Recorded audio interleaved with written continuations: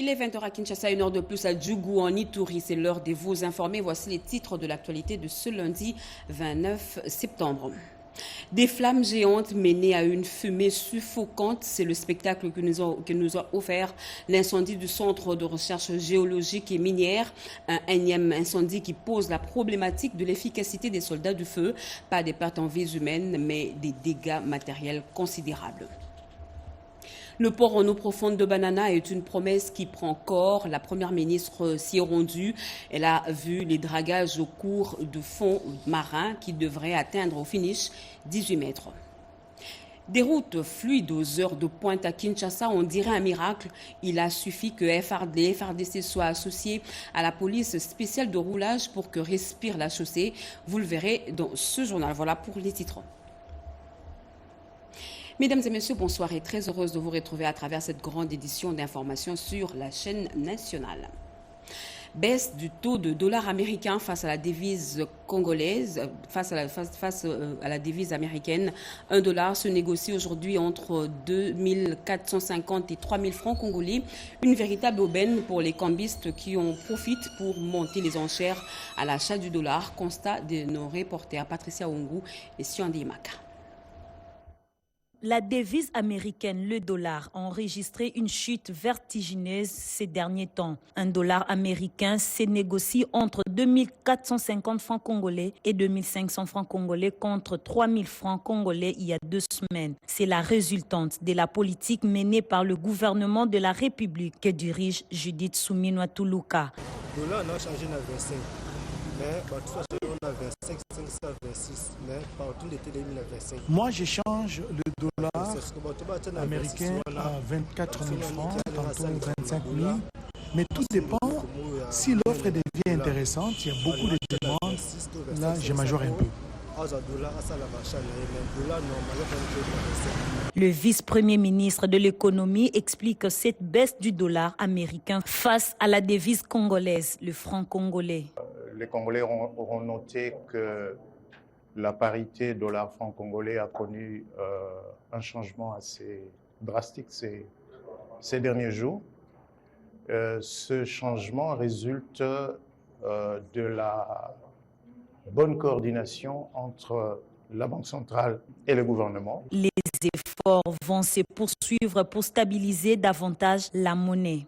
Il est question pour le moment de renforcer ce mouvement de manière à ce que le taux de change retrouve des niveaux que nous considérons comme étant compatibles avec l'activité économique. La population devra s'armer de patience pour voir l'incidence de cette baisse du dollar sur les biens et services. À la commission chargée du contrôle et de la structure des prix de faire son travail. Et je vous emmène sur les routes de la capitale Kinshasa face à l'anarchie croissante qui y règne. Les autorités ont décidé de passer à la vitesse supérieure. Vous l'avez sûrement constaté depuis ce matin du 29 septembre. Les éléments des FRDC épaulent les agents de la police des circulations routières dans la régulation du trafic. Une mesure exceptionnelle qui marque une nouvelle étape dans la lutte contre les embouteillages monstres qui paralysent Kinshasa au quotidien. Regardez. À Kinshasa, la circulation connaît un nouveau tournant depuis ce lundi 29 septembre 2025. Sur décision des autorités, les agents de la police de circulation routière sont désormais appuyés par des unités de FARDC pour désengorger les grands axes de la capitale. Dans plusieurs carrefours, la présence conjointe de roulage et de militaires s'est fait remarquer dès les premières heures de la journée. Objectif, mettre fin au désordre routier, réduire les embouteillages et rétablir la discipline parmi les conducteurs souvent accusés d'incivisme. Je viens de Tchangou. En tout cas, il n'y a pas d'embouteillage. Vraiment, la journée a très bien commencé. Je pense que tout va bien par la grâce de Dieu, bien sûr. Donc, travailler ensemble comme ça, vraiment pour les. Si certains usagers se disent déjà rassurés par cette mesure, d'autres restent prudents, estimant que l'enjeu dépasse la simple régulation et appellent à des solutions durables, comme l'amélioration des infrastructures routières. Cet apport de l'armée est le bienvenu parce que nous avons affaire à un incivisme inexplicable dans ce pays. Comment peut-on mettre 2 heures, 3 heures du temps à rouler en pleine ville. Il faut ça la manane pour ba camion weleka. Journal le planning zakata na tiangu le ba chef DC. En tout cas, kimia pendeza. Quoi qu'il en soit, cette initiative témoigne d'une volonté politique de rendre la circulation plus fluide à Kinshasa, où les embouteillages sont devenus un véritable casse-tête quotidien. C'est un incendie d'une rare intensité qui s'est déclaré au centre de recherche géologique et minière de Kinshasa, réduisant en cendres plusieurs installations, notamment l'imprimerie, garage et restaurant de fortune. Heureusement, aucune perte en vie humaine n'a été enregistrée, mais les dégâts matériels sont considérables. Gaëtan Magalano et Rigen Shindano. Entre incertitude et questionnement, le propriétaire de imprimeries, restaurant de fortune, garage de véhicules constate avec impuissance le dégât causé par l'incendie qui a tout ravagé au centre de recherche minérale et géologique de Kinshasa. Pas de perte en vies humaines, mais de dégâts matériels considérables, comme les témoignent ces images. Très touché, vu ce qui s'est produit, le feu qui a ravagé presque beaucoup de choses ici, les matériels qui étaient derrière là. Bon, heureusement qu'il n'y a pas eu mort d'homme ou un incident grave, mais ça nous fait très mal de voir le feu consumer comme ça les biens du centre. Informé de la situation, la vice-ministre de l'Intérieur, Eugénie Tchela, compatit avec le victime et promet un soutien du gouvernement. Dans ses déclarations, le professeur Ralph Mulongo, directeur scientifique des études du Centre de recherche minérale et géologique de Kinshasa, a préféré faire. L'origine, on ne connaît pas exactement, mais on sait que le fait s'est vite retenti parce qu'il y avait la présence de gaz. Le danger de promiscuité de service choisi par la commandante de la brigade spéciale de la protection de l'environnement pour interpeller la population. Et parlons de cette grande parade que vient d'organiser la Direction générale de secours et d'incendie sous la conduite de son superviseur Okito Djeko. Ce dernier a appelé les sapeurs-pompiers à la discipline et à la réactivité en cas d'urgence. Cette unité de soldats de feu a saisi cette occasion pour plaider pour leur prise en charge administrative adéquate. Renette Koulonga. C'est un rappel à l'ordre des sapeurs-pompiers pour une prestation dans la discipline. Réunis devant le Palais du Peuple, c'est lundi 29 septembre 2025, Oscar Okito Djeko, superviseur national de la Direction générale des secours et des incendies, a édifié ses troupes, les sapeurs-pompiers, sur la lutte contre les incendies, la protection des personnes et de l'environnement, les secours d'urgence et la prévention des risques. Cette direction fait face à des difficultés majeures pour son non-opérationnalisation effective malgré la signature du décret de 2024. Tous les sapeurs-pompiers, en commençant par ceux qui sont à Kinshasa et nos collègues qui sont en province, attendent beaucoup de notre gouvernement. Comme vous le savez, le chef de l'État avait instruit le gouvernement lors des conseils de ministres tenus à Lubumbashi pour que le gouvernement puisse rendre la Direction générale des secours et d'incendie opérationnelle. Et tous les pompiers sont stand-by en attente de la résolution pour que le gouvernement puisse nous mettre à jour. Les sapeurs-pompiers sont là, ils sont bien formés, mais ils ne sont pas équipés. Ils ne sont pas rémunérés. Si l'État nous donne des moyens, nous allons mettre en place un plan d'intervention et un plan de prévention pour permettre et rapprocher les interventions auprès de notre population. Si on met des moyens, je crois que nous allons mettre les brigades communales, en commençant par la ville-province de Kinshasa, dans chaque commune, on aura au moins des brigades communales pour permettre à chaque intervention, à chaque appel d'urgence, les pompiers arrivent sur les lieux de drame sans difficulté. Pour être efficace dans ces interventions de terrain, la Direction des secours et d'incendie a besoin que le gouvernement congolais lui mette à disposition des animateurs et des moyens nécessaires, tant financiers que matériels. Et nous vous l'avions dit à l'entame de ce journal, la relance du projet stratégique du port en eau profonde de Banana. La première ministre Judith Suminwa Tuluka, en visite dans le Congo central, s'est rendue à Mwanda pour inspecter les travaux du port. Une visite de terrain qui marque une étape clé dans la relance de ce projet d'envergure, porteur d'emploi et levier de développement pour toute la région. Emmanuela Commissaire. Dans une ambiance de ferveur populaire, la première ministre de la République démocratique du Congo, Judith Suminwa Tuluka, a entamé la deuxième phase de son itinérance dans le Congo central par une visite hautement symbolique dans les territoires de Mwanda. Arrivée en fin de matinée, la chef du gouvernement a été accueillie par une foule en liesse. Acclamée par des milliers d'habitants, elle a été saluée comme la fille du territoire, surnommée affectueusement Landona, en référence à ses racines locales et à son engagement. La visite s'est poursuivie sur le site du futur port en eau profonde où la société émirati DP World mène les travaux. Accompagné des techniciens et des responsables du projet, Julie Soumino Toulouk a inspecté l'état d'avancement du chantier. Elle a également visité la base navale en voie de délocalisation et a pris connaissance des enjeux liés à l'embouchure du fleuve Congo et à la lutte contre l'érosion côtière. Destiné à accueillir les navires de gros tonnage, le port de Banana sera le premier port en eau profonde de la RDC. Il permettra au pays de s'affranchir de ports étrangers pour ses importations et exportations et deviendra un axe logistique majeur pour les minerais. Et cette nouvelle étape vers une gouvernance sécuritaire inclusive à Inongo, chef-lieu de la province de Mai-Ndombe, le vice-premier ministre, ministre de l'Intérieur, a lancé la vulgarisation des textes réformant les anciens conseils de sécurité. Désormais, place aux comités provinciaux et locaux impliquant activement les communautés pour renforcer l'autorité de l'État et la participation citoyenne à la gestion sécuritaire. Bobo Anan Mokonti.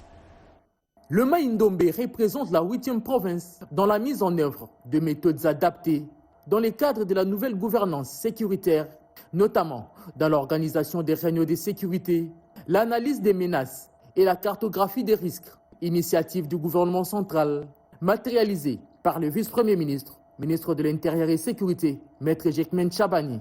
La vision du président de la République, telle que traduite dans le deuxième pilier du programme d'action du gouvernement, fait de la réforme du secteur de sécurité l'une des principales priorités du pays. Celle-ci devant conduire à une gouvernance sécuritaire mettant l'homme au centre de toutes les actions en vue de sa stabilité et de son bien-être. La démarche vise à inculquer aux populations locales, spécialement les acteurs étatiques et non étatiques, cette nouvelle dynamique qui fait de la population la première actrice dans la gestion sécuritaire afin de contribuer de manière efficace à la restauration et au renforcement de l'autorité de l'État. Vous constituez à partir d'aujourd'hui, avec les textes de loi qui vous ont été distribués, la base et le socle de la protection du territoire et de la sécurisation des personnes et de leurs biens. C'est au terme d'une série de formations organisant l'intention des membres des comités locaux de sécurité sur les innovations introduites que le vice-premier ministre, ministre de l'Intérieur et Sécurité, Maître Jekmen Chabani, a procédé à la remise des brevets aux récipiendaires avant de donner le goût de cette campagne à Inongo. Longtemps meurtrie par les conflits armés, la localité de Katoto, dans le territoire de Djougou en Ituri, se transforme peu à peu en une vitrine de paix et de réintégration réussie grâce au programme DDRCS. Des ex-combattants de cette partie du pays viennent de bénéficier de 50 bœufs, 25 chèvres, des semences vivrières et des divers outils aratoires en vue de relancer leur vie à travers l'agriculture, l'élevage et les travaux productifs. Peggy Mukunda.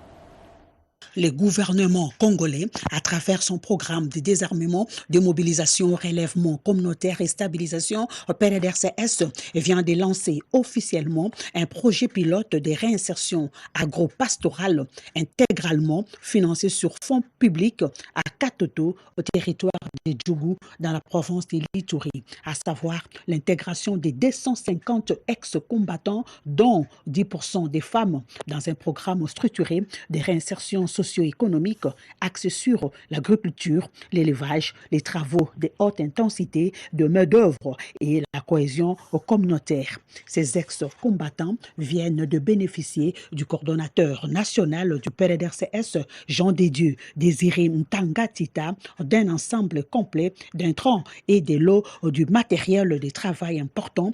Je cite 50 bœufs, 25 chèvres, des outils aratoires, des semences vivrières, des kits de cantonnage manuel ainsi que de boutures d'arbres fruitiers. Je vous invite toutes et tous à rester mobilisés, à faire bloc autour de l'État à refuser la fragmentation et à bâtir ensemble une paix durable, inclusive et souveraine. Une initiative saluée également par le patron du PLDRCS pour l'engagement du chef de l'État, Félix Antoine Tshisekedi, le gouvernement congolais, sans oublier les autorités provinciales de l'Ituri. Pour les habitants des Katoto, ces projets incarnent une promesse de paix durable et de la transformation collective. Et à l'occasion du 50e anniversaire de son indépendance, la République d'Angola a décerné une médaille d'honneur posthume à Etienne Tshisekedi Wamulumba, figure emblématique de la démocratie congolaise, un geste fort du président João Lourenço qui salue l'engagement et l'héritage politique d'un homme dont l'influence a marqué l'histoire de la sous-région. Cédric Enina. Tonnerre d'applaudissements pour saluer une carrière politique marquée par l'engagement pour la démocratie, mais aussi pour la solidarité africaine. Poignée de main appuyée entre le président angolais et Jean-Claude Tshisekedi. Etienne Tshisekedi Wamulumba s'est vu décerner cette médaille de mérite, la plus haute distinction en Angola, par le président angolais João Lourenço. Médaille à titre posthume reçue par le frère aîné du chef de l'État, Jean-Claude Tshisekedi, qui a eu des mots justes pour rappeler la philosophie politique qui a guidé son défunt père d'heureuse mémoire. Il a fait jouer la solidarité africaine. Et donc, de ce côté-là, c'est une dimension que je ne connaissais pas. Je suis très fier de lui, évidemment. Et fier que les autorités angolaises lui aient accordé ce prix. C'est aussi quelque part aussi pour le Congo. Hein. Je veux dire, le fait que la solidarité puisse jouer entre nous, on en a besoin vraiment actuellement sur le continent africain, que tous les Africains se serrent les coudes pour avancer tous en avant, en bloc. Donc ça vient raffermir les liens entre la RDC et l'Angola. Voilà, c'est ça. Il faudrait que les Congolais sachent que Etienne Tshisekedi n'était pas seulement le père de notre démocratie, avec ses compagnons de l'UDPS bien évidemment, mais qu'entre autres, il a joué aussi son rôle dans le renforcement de la solidarité africaine, particulièrement de l'amitié entre le Congo et l'Angola. Les 50 ans de l'indépendance de l'Angola étaient donc ces moments de récompense des personnalités qui ont marqué la marche de ces pays vers l'indépendance et le développement. Certaines l'ont reçu à titre posthume et d'autres vivants. Et Etienne Tshisekedi avait fait montre de sa solidarité et son sens élevé du panafricanisme. De quoi exhiber fièrement ses mérites qui va au-delà des liens séculaires entre les deux peuples. Isabelle Kibasamaliba Tshisekedi et Jean-Claude Tshisekedi en sont fiers.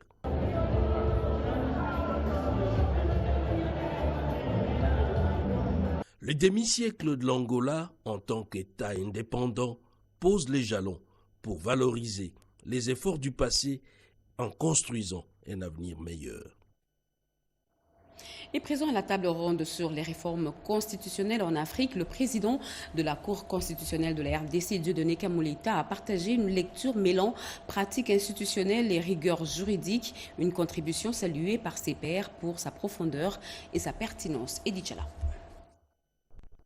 En séjour à Marrakech, au Royaume du Maroc, Dieudonné Kamoleta Badibanga, président de la Cour constitutionnelle de la République démocratique du Congo, a pris part à une table ronde scientifique placée sous le thème « Défi des réformes constitutionnelles en Afrique ». Invité en sa double qualité de scientifique et de praticien du droit, il est intervenu sur le sous-thème « L'œuvre du juge constitutionnel africain dans la garantie de la suprématie de la Constitution et dans la préservation de la paix socio-institutionnelle en Afrique ». À ses côtés ont également pris parole des personnalités académiques et politiques marocaines, notamment la professeure Fatima Harib, présidente de l'Institut international pour la transition durable en Afrique, Yasser Al-Yakoubi, acteur politique et membre de la Chambre de commerce, industrie et des services Marrakech Safi. Cette rencontre organisée par la Grande École de commerce GEC Marrakech, en partenariat avec l'Institut polytechnique de Marrakech, IPM Afrique, a été l'occasion d'un riche échange sur les enjeux constitutionnels contemporains. À l'issue des travaux, la GEC Marrakech a décerné au président Dieudonné Kamoleta Badibanga le titre de docteur honoris causa. Selon les organisateurs, cette distinction lui est attribuée pour son engagement en faveur d'une justice indépendante, impartiale et respectueuse des textes fondamentaux, ainsi que pour sa stature institutionnelle qui font de lui un modèle d'intégrité et de rigueur pour les jeunes générations et les professionnels du droit à l'échelle continentale. Parlons de la radio-télévision nationale congolaise face aux critiques sur la perte de la primeur dans la diffusion de l'information officielle. La RTNC engage une réflexion stratégique et profonde. La direction des informations télévisées sous l'œil attentif de la directrice générale, Mme Sylvie Elengue-Nyembo, travaille à repositionner la chaîne comme source principale et crédible de l'actualité institutionnelle. Edith Chala et Siondé Maka.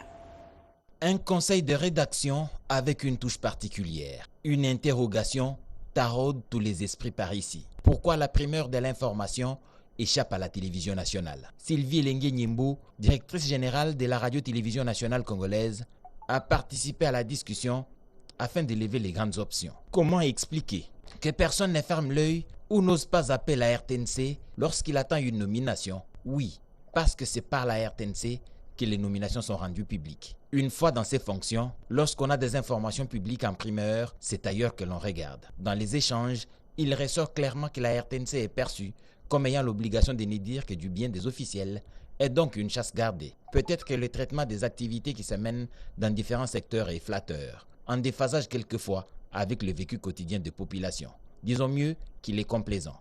Il faut arrêter. L'engagement d'améliorer davantage le contenu des reportages est pris. Les instructions de la direction générale, animées par ailleurs par une académicienne des sciences de l'information et de la communication, sont d'autant plus claires que de plus en plus, les attachés de presse devront être gardés loin des micros et les faits présentés à la lumière de la réalité. Aucune ligne éditoriale n'est pactise avec la complaisance, encore moins transforme les reporters en daltoniens. Ce sont des débats houleux qui préparent un départ nouveau avec l'accompagnement certain de la tutelle. Et la société Kim Engineering a présenté au Fonds de promotion de l'industrie son projet Kimbox, un dispositif électrique intelligent 100% congolais, dans l'objectif d'obtenir un financement pour implanter une unité locale de montage et de renforcer ainsi la sécurité énergétique tout en valorisant le génie congolais. Alain Bikaï. Face aux coupures intempestives d'électricité, souvent à l'origine d'incendies et de pertes économiques, Kimbox apporte une réponse technologique. Il intègre un disjoncteur automatique, un capteur intelligent et une plateforme numérique permettant un suivi en temps réel de la consommation. L'appareil protège ménages, entreprises et infrastructures contre les surtensions, court-circuits, anomalies électriques, tout en favorisant une gestion rationnelle de l'énergie. Totalement conçue localement, cette innovation permet également les contrôles à distance via une application mobile, la maîtrise des dépenses et l'anticipation des surcharges. Elle assure l'équilibre des phases et renforce la fiabilité des installations électroniques, réduisant considérablement les risques d'accident. Au-delà de sécurité, le projet vise la création d'emplois directs et indirects dans la chaîne de montage, maintenance et distribution. Il s'inscrit dans la dynamique d'industrialisation et de développement durable prônée par les gouvernements via les fonds de promotion de l'industrie. Déjà engagés dans le soutien à la recherche appliquée et aux start-up industrielles, les FPI pourraient jouer un rôle décisif dans la modernisation du secteur énergique en République démocratique du Congo à travers ces projets. Avec Kimbox, la RDC se dote d'une solution technologique nationale qui combine sécurité, régulation et innovation, marquant un tournant potentiel dans la fiabilité et la sécurité de son réseau électrique. Et c'est une étape importante dans la lutte contre les violences basées sur le genre en République démocratique du Congo. Ce lundi, la Commission nationale des droits de l'homme, CNDH, via sa commission en charge des droits de la femme et de l'enfant, a déposé une note de plaidoyer auprès du ministre de la Justice et garde de Sceaux en faveur d'un meilleur accès à la justice pour les victimes des violences basées sur le genre. Luzen Sakala. C'est une nouvelle étape que vient de franchir la Commission nationale des droits de l'homme RDC en déposant le lundi 29 septembre 2025 la note des plaidoyers pour l'accès à la justice des victimes des VBG, violences basées sur le genre. À travers ces dépôts, les victimes des VBG peuvent entamer gratuitement toutes les procédures judiciaires et ce, conformément à la loi numéro 22/065 du 26 décembre 2022 fixant les principes fondamentaux relatifs à la protection et à la réparation des victimes de violences sexuelles liées au conflit. C'est dans le cadre du projet Unis pour l'égalité du genre de l'Union européenne, ces projets qui visent à accompagner le gouvernement congolais dans sa lutte contre l'impunité des VBG. Et nous, CNDH, comme institution d'appui à la démocratie, nous participons ou nous exécutons aussi ces projets-là. Donc nous avons eu à faire des monitorings dans les cours et tribunaux. Nous avons fait des constats et les résumés de tout ce que nous avons vu, nous l'avons mis dans cette note de plaidoyer pour que les ministres de la justice, qui ne peut pas être partout, sachent comment sont jugées les infractions contre les VBG et qu'est-ce qu'il faut faire pour améliorer. Parce que notre objectif, notre but, c'est lutter contre l'impunité. Donc, qu'il y ait zéro impunité concernant les infractions des VBG. Il reste aux cours et tribunaux de disposer des magistrats et des juges formés dans la prise en charge des dossiers liés aux violences basées sur le genre. Et en déplacement aux États-Unis, le ministre des Mines, Louis Watum Kabamba, a réaffirmé la volonté de la République démocratique du Congo de passer de l'exploitation brute à la transformation locale des minerais. Un message fort adressé aux investisseurs américains dans le but de renforcer la chaîne de valeur minière, créer de l'emploi local et accroître les retombées économiques pour le pays. Cédric Elena. New York. La République démocratique du Congo s'est imposée sur la scène internationale en marge de la 80e Assemblée générale du Conseil de sécurité des Nations unies. Le ministre des Mines, Louis Watum Kabamba, a défendu la vision d'un Congo qui ne veut plus seulement exporter ses minerais, mais les transformer localement pour créer de l'emploi et une réelle valeur ajoutée. Organisé en partenariat avec le Business Council for International Understanding, qui est une plateforme américaine de référence qui a réuni cette année chefs d'État, ministres de premier rang.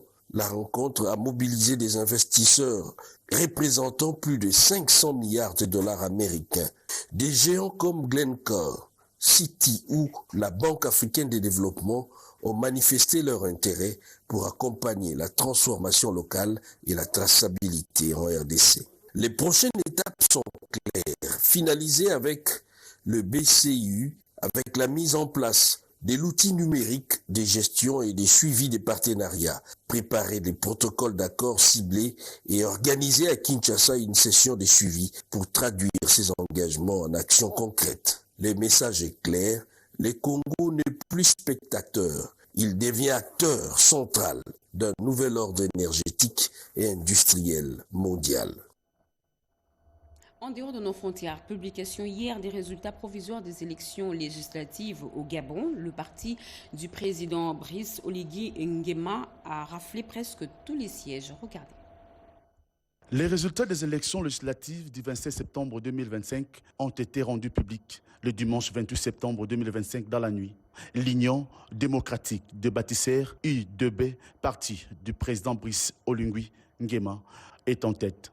Il a remporté tous les principaux duels, mais a été contré à un second tour dans plusieurs sièges. Notre arrondissement, nous n'avions pas de marché, nous n'avons pas de centre médical. Une fois au sortir de cette élection, on aura toutes ces choses-là qui nous manquent. Là où je suis, il n'y a pas l'eau, il n'y a pas le courant.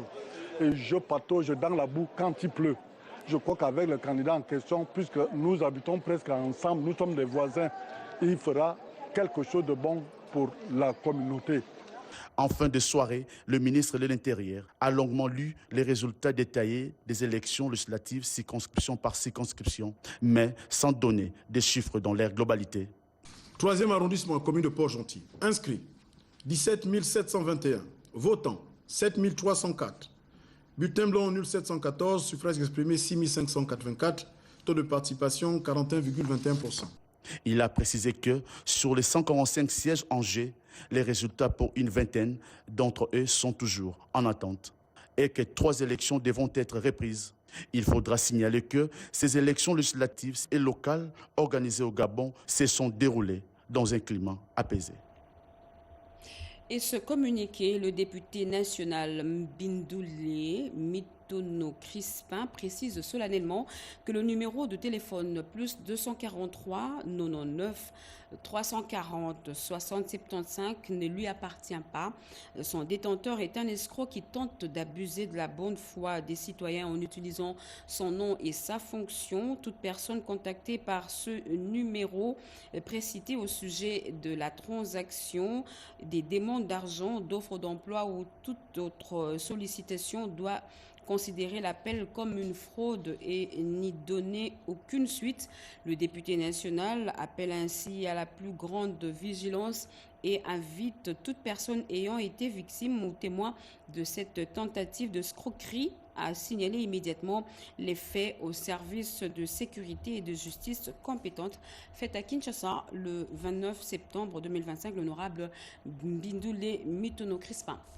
Fin de ce journal, mesdames et messieurs, merci de l'avoir suivi. Merci à vous qui nous suivez à Djougou en Ituri et partout ailleurs sur satellite. Vous êtes sur la RTNC, l'actualité continue sur nos antennes retrouvées à 23h. Bobo Anan Mokondi demain 7h, Serge Merlin Mata. Moi, je vous reviens avec le même plaisir demain matin. Et ce journal a été coordonné par Jacques Kabouaba sous la direction d'Oscar Mbalkaïj, rédigé par Gauthier Kiesi, Edith Chalaïdien Balaka, Simon Kankolongo et André Ndjeka l'ont réalisé au mixeur son Yannick Yangumba. Je vous reviens donc demain à 20h avec le même plaisir.